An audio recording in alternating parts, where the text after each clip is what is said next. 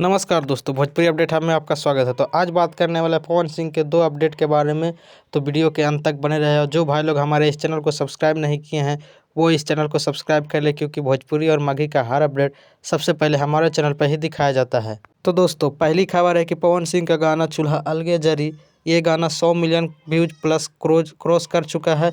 ये गाना 100 मिलियन वाला क्लब में शामिल हो चुका है। जी हाँ दोस्तों, चूल्हा अलगे जरी 100 मिलियन प्लस व्यूज कंप्लीट हो चुका है और बहुत ही जल्द मीरा म्यूजिक यानी प्रियांशु सिंह के चैनल से बहुत ही प्यारा गाना आने वाला है। और मीरा म्यूजिक के लिए प्रियांशु सिंह, जो कि अपना चैनल है, जिसके लिए वो अपना बहुत ही सुंदर सुंदर गाना को सिलेक्ट करते हैं।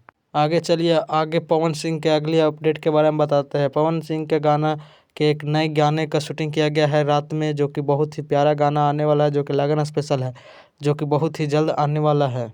तो दोस्तों तैयार रहिए, पवन सिंह का एक लगन स्पेशल बहुत जल्द आने वाला है। वो गाना बहुत ही बवाल होने वाला है और लगन स्पेशल होने वाला है। बहुत बहुत धन्यवाद दोस्तों।